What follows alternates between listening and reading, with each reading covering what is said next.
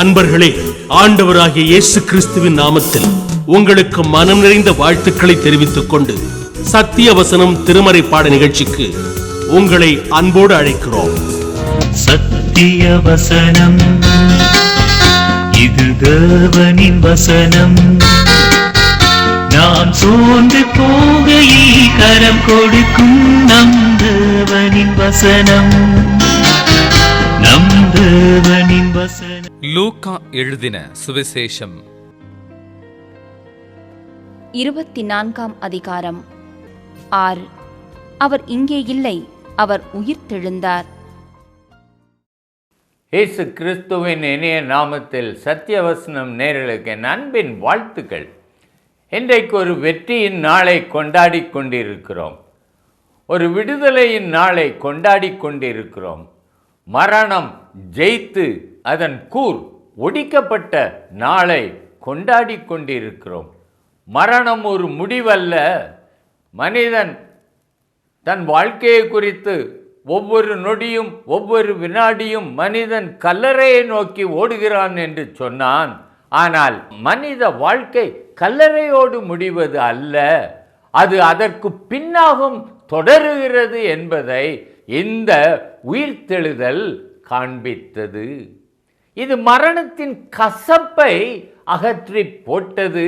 எல்லாமே முடிந்து விட்டது, இனி என்ன இருக்கிறது, நான் மண்ணாகி மண்ணோடு மண்ணாய் போவேன் என்று நினைக்கிற ஒருவனுக்கு, சகோதரனே, உன் நினைவு தவறு. மரணத்திற்கு பின்னதாக உமக்கு ஒரு நீண்ட வாழ்க்கை இருக்கிறது. அது இரண்டு இடத்தில்தான் இருக்கலாம். ஒன்று மோட்சம் அல்லது நரகம். இந்த 2 இடங்களில் ஓரிடத்தில்தான் நீர் நித்தியமாக வாழப் போகிறீர் என்பதை உமக்கு இந்த உயிர்த்தெழுதல் உணர்த்துகிறது. இயேசு மரணத்தை வென்று உயிர்த்தெழுந்ததினால் அவர் சொன்னார், நான் எப்படி எழுந்தேனோ அப்படியே நீங்களும் ஒரு நாளில் உயிர்த்தெழுவீர்கள். ஒரு நாளிலே தேவ எக்காலம் தொனிக்கும், அவர் வருவார். அப்பொழுது கிறிஸ்துவுக்குள் மரித்தவர்கள் முதலாவது எழுந்திருப்பார்கள். அவரோடு மத்திய ஆகாயத்தில் எடுத்துக்கொள்ளப்படுவார்கள். இவ்விதமாய் நாம் கர்த்தருடனே என்றென்றைக்கும் இருப்போம் என்கிற வார்த்தை நமக்கு கிடைத்திருக்கிறது. இந்த வார்த்தையினால் ஒருவரையொருவர் ஆறுதல் படுத்துகிறோம். ஆகவே இந்த ஈஸ்டர் தினத்தில், உயிர்த்தெழுந்த நாளில் நான் உங்களுக்கு ஒரு ஆறுதலான வார்த்தை சொல்வது என்றால், நான் மரித்து மண்ணோடு மண்ணாய் போவதில்லை, நான் மறுபடியும் எழுந்து மறுபடியும் உயிர் வாழ்வேன். எனக்கு முன்னாக மரித்த என் உற்றார் இனத்தார் எல்லாரையும் நான் காண்பேன். இந்த நம்பிக்கையை உயிர்த்தெழுதல் எனக்கு தந்திருக்கிறது. என் வாழ்க்கை கல்லறையோடு முடிவதில்லை, அதற்கு பின்னாலும் ஒரு நீண்ட வாழ்க்கை இருக்கிறது. நான் இன்றைக்கு வாழும் வாழ்க்கை அந்த நீண்ட வாழ்க்கைக்கு ஒரு ஆயத்த வாழ்க்கையாக அமைந்திருக்கிறது. இந்த ஒரு உண்மையை தருவதினால் எனக்கு ஒரு நம்பிக்கை இருக்கிறது. அதாவது, நான் இங்கே தேவனுக்கேற்ற பிரகாரமாய் வாழ்ந்தால் தேவனோடு இருப்பேன். கிறிஸ்து உயிர்த்தெழாவிட்டால் இந்த நம்பிக்கை ஒரு மனிதனுக்கும் இருக்க முடியாது. ஏனென்றால் அவருடைய கல்லறை காலியாகவில்லையே.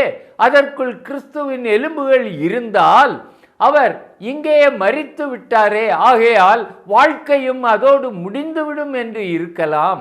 ஆனால் அந்த காலியான கல்லறை இன்றைக்கும் உன் வாழ்க்கை முடிவதில்லை என்று உலகம் அனைத்திற்கும் ஒரு சாட்சியாக இருக்கிறது. சகோதரனே, நீர் இதை நம்புகிறீரா? நீர் நம்பினாலும் நம்பாவிட்டாலும் இயேசு உயிர்த்தெழுந்தது உண்மை. அவர் நம்மையும் உயிர்த்து எழுப்புவார் என்பதும் உண்மை.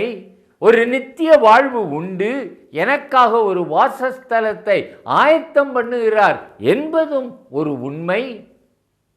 இத்தனை உண்மைகளையும் நான் விசுவாசிக்கும் பொழுது எனக்குள் ஒரு நம்பிக்கை ஆழமாக இருக்கிறது. ஒரு நாளில் நான் பரலோகத்தில் இயேசுவோடு இருப்பேன் என்று. சகோதரனே, சகோதரியே, இந்த நம்பிக்கையை ஈஸ்டர், கிறிஸ்துவின் உயிர்த்தெழுதல் உங்களுக்கு தந்திருக்கிறது. அந்த உயிர்த்தெழுந்த இயேசு அவர் அநேகருக்கு தரிசனம் ஆனார். அவர் சீஷர்களை அப்படியே நான் உயிர்த்தெழுந்து விட்டேன் போகிறேன் என்று போய்விடவில்லை. அவர் தான் நேசித்தவர்களை, தன்னோடு இருந்தவர்களை விசுவாசத்தில் திடப்படுத்தி உயிர்த்தெழுந்ததின் உண்மையை அவர்கள் உணரவும், உயிர்த்தெழுந்ததற்கு அவர்களை சாட்சியாக மாற்றவும் அவர் இந்த பூமியிலே 40 நாட்கள் அவர் இருந்து அவர்களை திடப்படுத்தினார். முதலாவது மகதலேனா மரியாள், அவள் இந்த உயிர்த்தெழுதலை நம்பவில்லை. ஆகவே அவள் கல்லறை அண்டையிலே சுகந்த வர்க்கங்களுடன் நின்று அவருடைய சரீரத்தை காணாமல் அழுது கொண்டிருந்தாள். அவளுக்கு விசுவாசம் இல்லை, அன்பு ஒன்றுதான் இருந்தது. ஏனென்றால் அவளிடத்திலிருந்து 7 பிசாசுகளை இயேசு விரட்டி இருந்தார். ஆகையால் அளவில்லாத அன்பு கொண்டவள். இயேசு வந்து, ஏன் அழுகிறாய் என்று கேட்டபொழுது இயேசுவின் சரீரத்தை காணவில்லை என்று சொன்னார். அவர் தன்னை உயிரோடு இருக்கிறவராக காண்பித்து அவளை உற்சாகப்படுத்தினார். அவளுடைய மனது அதற்கு பின்னதாக சரீரத்தை தேடவில்லை, இயேசுவின் உயிர்த்தெழுதலுக்கு சாட்சியாக இருந்தார். பரிசுத்த அகஸ்டின் அவளை குறித்து சொல்லும் பொழுது, she was an apostle to the apostles. அப்போஸ்தலர்களுக்கு ஒரு நற்செய்தி அறிவித்த அப்போஸ்தலனாக மகதலேனா மரியாள் இருக்கிறாள் என்று சொன்னார்கள். ஏன்? இயேசு கிறிஸ்து சொன்னார், நான் உயிர்த்தெழுதலை என் சகோதரருக்கு போய் சொல் என்று. அதனால் அவளை திடப்படுத்தினார். விசுவாசம் இல்லை, தவறாக சரீரத்தை தேடினாள். ஆனால் இயேசுவை உயிரோடு கண்ட பின்பு அவள் விசுவாசத்திலே திடப்பட்டு தேவனுக்கு சாட்சியாக வாழ்ந்தார். சீஷர்களுக்கு ஆண்டவர் தரிசனமான, அவர்கள் யூதர்களுக்கு பயந்து அவர்கள் ஒரு அறைக்குள்ளாக ஒளிந்து கொண்டிருந்தார்கள். இயேசு அவர்கள் நடுவிலே நின்று, உங்களுக்கு சமாதானம் என்றார். இந்த மகதலேனா மரியாளையும் அவர்கள் நம்பவில்லை, இயேசு வந்ததையும் அவர்கள் நம்பவில்லை. ஏதோ ஆவியை காண்கிறதாக அவர்கள் நினைத்தார்கள். இயேசு சொன்னார், நான் ஆவி அல்ல, எனக்கு சரீரமும் இருக்கிறது. ஏதாகிலும் புசிக்க கொடுங்கள் என்று பொரித்த மீன் துண்டையும் தேன்கொட்டு துணிக்கைகளையும் வாங்கி அவர் சாப்பிட்டார். இயேசுவை கண்டபொழுது சீஷர்கள் சந்தோஷப்பட்டார்கள். ஆகவே அவர்களை திடப்படுத்தினார். ஆனால் அவர்கள் எல்லாரும் திடப்பட்டவர்களா? இல்லை.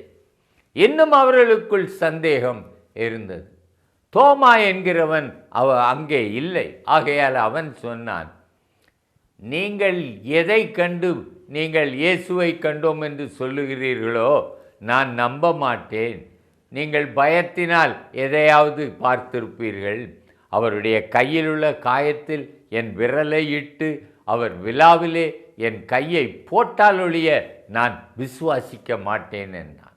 8 நாளைக்கு பின்பு இயேசு மறுபடியும் வந்து, தோமாவே, உன் கையை நீட்டி என் விழாவில் போடு, அவிசுவாசியாய் இராமல் விசுவாசியாய் இரு என்றான்.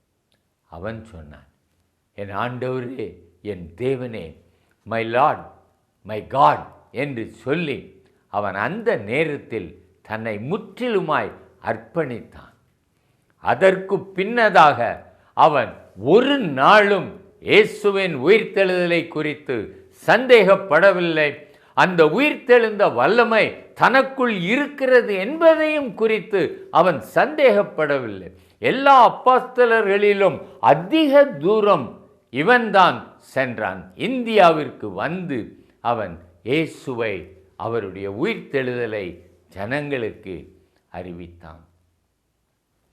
இன்னும் 2 சீடர்கள் அவர்கள் இருந்தார்கள். இயேசு இறந்து அவர் மரித்தவுடனே அவர்கள், இனி நமக்கு இங்கே வேலை இல்லை, நான் பழையபடி என் கிராமத்திற்கு போய் தொழிலை செய்கிறேன் என்று புறப்பட்டார்கள். ஆனால் இயேசு அவர்களோடு நடந்து, நீங்கள் ஏன் துக்க முகமாய் இருக்கிறீர்கள் என்று கேட்டார். அவர்கள் சொன்னார்கள், அவர் இஸ்ரவேலை ரட்சித்து மீட்கிறவர் என்று இருந்தோம். அவர் இறந்து 3 நாளாயிற்று. சில ஸ்திரீகள் கல்லறைக்கு போய் அவர் உயிர்த்தெழுந்தார் என்றார்கள். எங்களுக்கு நம்பிக்கை இல்லை, நாங்கள் எங்கள் கிராமத்திற்கு போகிறோம் என்றார்கள். எருசலேமிலிருந்து கிட்டத்தட்ட 8 மைல் தூரம். அவர்களோடு இயேசு நடந்து சென்றார். சகோதரனே, இந்த காரியத்தை நீர் கொஞ்சம் யோசித்து பாரும். விசுவாசம் இல்லை. விசுவாசிக்கிறதுக்கு மந்த இருதயமும் மந்த புத்தியும் உள்ளவர்கள். ஆனால் இயேசு அவர்களோடு நடந்தார். சகோதரனே, உம்முடைய விசுவாசம் குறைவுள்ளதாயிருக்கட்டும், உம்முடைய அறிவு குறைவுள்ளதாயிருக்கட்டும், ஆனால் இயேசு வாழ்க்கையில் உம்மோடு நடப்பார் என்பதற்கு இந்த எம்மாவூர் சீஷர்கள் ஒரு சாட்சியாய் இருக்கிறார்கள். உயிர்த்தெழுந்த இயேசு அவர்களோடு 8 மைல் நடந்து வேதத்தை விளக்கி சொன்னார். அவர்கள் சொன்னார்கள், அவர் நமக்கு விளக்க காட்டின பொழுது நம்முடைய இருதயம் கொழுந்துவிட்டு எரியவில்லையா? அணைந்து போயிருந்த அந்த விசுவாசத்தையும் இருதயத்தையும் அவர் கொழுந்துவிட்டு எரிய செய்ய வல்லவர். உமக்குள்ளும் அதே அனலை தந்து பரிசுத்த ஆவியினால் உம்மை நிரப்பி நீர் எரிந்து பிரகாசிக்கிற விளக்காக உம்மை இயேசு மாற்ற முடியும். ஏனென்றால் அவர் உயிர்த்தெழுந்தவர், உம்மோடு நடக்கிறவர், உம்முடைய சந்தேகங்களை நீக்குகிறவர். அவர்களோடு சென்றார். அப்பம் பிட்கையில் அவர்கள் அவரை கண்டார்கள். என்ன நடந்தது? சரி, இயேசுவை கண்டுவிட்டோம், உயிர்த்தெழுதல் தான் என்று இருந்தார்களா? இல்லை. இயேசுவை தரிசித்தவர்கள், உயிர்த்தெழுதலை விசுவாசித்தவர்கள் சும்மாவே இருக்க முடியாது. அவர்கள் உடனே எருசலேமுக்கு ஓடி வந்தார்கள். வந்து சீஷர்களிடத்திலே, நாங்கள் இயேசுவை கண்டோம். ஆமென். அவர் அடக்கி வைக்கவே முடியாது. விசுவாசம் இல்லாமல் மந்த புத்தி உள்ளவர்களாய்த்தான் போனார்கள். ஆனால் வரும்போதும் அனலாய் எரிகிற பிரகாசமான விளக்குகளாய் வந்து இயேசுவை கண்டோம் என்று சாட்சி சொன்னார்கள். சகோதரனே, உம்மையும் உலகத்திற்கு அவர் ஒரு சாட்சியாய் இருக்கவே அவர் விரும்புகிறார். நீங்கள் எனக்கு சாட்சிகளாய் இருப்பீர்கள். அப்போஸ்தலர் 1:8 பாருங்கள். அவர் பரிசுத்த ஆவி உங்களிடத்தில் வரும்பொழுது நீங்கள் பெலனடைந்து நீங்கள் யூதேயாவிலும் சமாரியாவிலும் பூமியின் எல்லைகள் எங்கிலும் எனக்கு சாட்சிகளாய் இருப்பீர்கள். என் உயிர்த்தெழுதலுக்கு சாட்சிகளாய் இருப்பீர்கள். இயேசு பிறக்கவில்லை என்றால் மரணம் இல்லை. இயேசு மரிக்கவில்லை என்றால் உயிர்த்தெழுதலும் இல்லை. அவர் உயிர்த்தெழாவிட்டால் எனக்கு நம்பிக்கையும் இல்லை. ஆனால் அவர் பிறந்தது உண்மை, அவர் மரித்தது உண்மை, அவர் உயிர்த்தெழுந்ததும் உண்மை. ஆகவே எனக்கு ஒரு நிச்சயமான நம்பிக்கை உண்டு, இயேசு உயிர்த்தெழுந்தார். ஆகவே எனக்கும் வாழ்க்கையில் அவர் என் சந்தேகங்களை நீக்குவார், என்னை பலப்படுத்துவார், எனக்கு விளக்கி சொல்லுவார். வேத வசனங்களை நான் இனி வாசிக்கும் பொழுது இயேசுவே எனக்கு அவற்றை விளக்கி சொல்லுவார். ஆகவே என் வாழ்க்கை இனி மாறும். உயிர்த்தெழுதலினால் என் வாழ்க்கை இனி மாறும். இயேசுவை ஏற்றுக்கொள்வீர்களா? சகோதரனே, 1 கொரிந்தியர் 13ஆம் அதிகாரம் அன்பிற்கு ஒரு அதிகாரமாயிருந்தால் 1 கொரிந்தியர் 15ஆம் அதிகாரம் உயிர்த்தெழுதலுக்கு ஒரு அதிகாரமாய் இருக்கிறது. இந்த 15ஆம் அதிகாரத்தில் 3-4 வசனங்களில் பவுல் முழு சுவிசேஷத்தையும் சொல்லி இருக்கிறான். நான் அடைந்ததும் பிரதானமாய் உங்களுக்கு ஒப்புவித்ததும் என்னவென்றால், கிறிஸ்துவானவர் வேத வாக்கியங்களின்படி நமது பாவங்களுக்காக மரித்து அடக்கம் பண்ணப்பட்டு வேத வாக்கியங்களின்படி 3ஆம் நாள் உயிர்த்தெழுந்து கேபாவுக்கும் பின்பு 12 தரிசனமானார். இதுதான் பூரண சுவிசேஷம். அந்த உயிர்த்தெழுதலுக்கு பின்பு அவர் 500 பேருக்கு தரிசனமானார் என்று சொல்லி இருக்கிறார். பாருங்கள், 14ஆம் வசனத்தை வாசிக்கிறேன். கிறிஸ்து எழுந்திருக்கவில்லை என்றால் எங்கள் பிரசங்கமும் விருதா, உங்கள் விசுவாசமும் விருதா. It's a waste. அவர் உயிர்த்தெழுந்ததினால்தான் எங்கள் பிரசங்கத்திற்கும் ஊழியத்திற்கும் ஒரு அர்த்தம் இருக்கிறது. மரித்தோர் உயிர்த்தெழாவிட்டால் தேவன் எழுப்பாத கிறிஸ்துவை அவர் எழுப்பினார் என்று நாங்கள் தேவனை குறித்து சாட்சி சொன்னதினாலே தேவனுக்காக பொய் சாட்சி சொன்னவர்களாய் இருப்போம். இல்லை, அவர் உயிர்த்தெழுந்தது உண்மை, ஆகவே எங்கள் சாட்சியும் உண்மை என்று அவன் சொல்லுகிறான். இரண்டாவதாக 17ஆம் வசனத்தை பாருங்கள். கிறிஸ்து எழுந்திராவிட்டால் உங்கள் விசுவாசம் வீணாயிருக்கும், நீங்கள் இன்னும் உங்கள் பாவங்களில் இருப்பீர்கள். கிறிஸ்து உயிர்த்தெழுந்ததினால்தான் அந்த பாவத்தில் இருந்து எனக்கு ஒரு பூரண விடுதலை கிடைத்தது. அவருடைய இரத்தம் என் பாவங்களை கழுவி சுத்திகரித்தது. ஆனால் அவர் உயிர்த்தெழுந்ததினால் நான் பாவம் நீங்கி பரலோகத்திற்கு போகிறேன். அந்த பாக்கியத்தை இயேசு தான் உயிர்த்தெழுந்ததினால் எனக்கு தருகிறார். பவுல் எழுதுகிறான், கிறிஸ்து எழுந்திராவிட்டால் உங்கள் விசுவாசம் வீணாயிருக்கும், நீங்கள் இன்னும் உங்கள் பாவத்தில் இருப்பீர்கள். கிறிஸ்துவுக்குள் நித்திரை அடைந்தவர்களும் கெட்டிருப்பார்கள். கிறிஸ்துவோ மரித்தோரில் இருந்து எழுந்து நித்திரை அடைந்தவர்களில் முதற்பலன் ஆனார். மனுஷனால் மரணம் உண்டானபடியால் மனுஷனால் மரித்தோரின் உயிர்த்தெழுதலும் உண்டாயிற்று என்று உயிர்த்தெழுதலின் சகல சத்தியங்களையும் பவுல் தெளிவாக அங்கே சொல்லுகிறான். 22ஆம் வசனம் பாருங்கள். ஆதாமுக்குள் எல்லாரும் மரிக்கிறது போல, அதாவது பாவத்திற்குள் எல்லாரும் மரிக்கிறது போல கிறிஸ்துவுக்குள் எல்லாரும் உயிர்ப்பிக்கப்படுவார்கள். அதாவது பரிசுத்தத்திற்குள் எல்லாரும் உயிர்ப்பிக்கப்படுவார்கள். நம்முடைய தன்மை மாறுகிறது. பாவத்தன்மையிலிருந்து பரிசுத்த தன்மைக்குள் வருகிறோம். காரணம் என்ன? இயேசு உயிர்த்தெழுந்தது. இயேசு உயிர்த்தெழாவிட்டால் மரித்தோரின் உயிர்த்தெழுதலும் இல்லை. மரித்தோர் உயிர்த்தெழாவிட்டால் புசிப்போம், குடிப்போம், நாளைக்கு சாவோம் என்று சொல்லலாமே. பவுல் சொல்லுகிறான், இயேசு உயிர்த்தெழவில்லை என்றால் வாழ்க்கை இந்த மண்ணோடு முடிந்து விடுகிறது. அப்போ அதற்கு நான் ஏன் இவ்வளவு கஷ்டப்பட்டு என்னை ஒடுக்க வேண்டும்?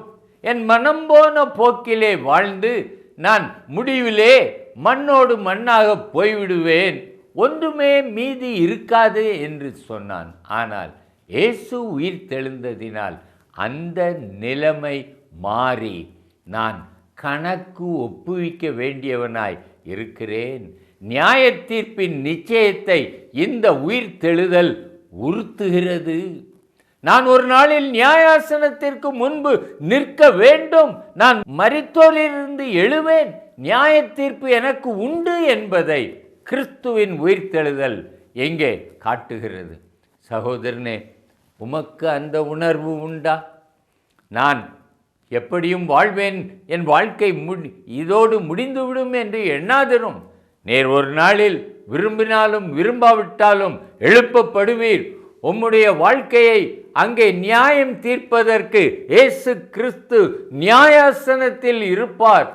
உம்மை குறித்த ஒரு நியாய தீர்ப்பு எழுதின புஸ்தகத்தை திறப்பார். அதில் எழுதினபடி நீர் நியாய தீர்ப்படைந்து விசுவாசியானால் பரலோகத்துக்கும் அவிசுவாசியானால் நரகத்திற்கும் தள்ளப்படுவீர். சகோதரனே, உயிர்த்தெழுதலினால் என்னை அவர் பரலோகத்திற்கு பாக்கியவானாய் மாற்றி இருக்கிறார். உம்மையும் மாற்றுவார். ஏற்றுக்கொள்வீரா? உயிர்த்தெழுந்த இயேசுவினிடத்திலே ஜெபம் பண்ணுவோம். என்னோடு கூட சேர்ந்து ஜெபம் பண்ணுங்கள். தகப்பனே, நீர் உயிரோடு எழுந்ததற்காய் உமக்கு நன்றி சொல்லுகிறோம்.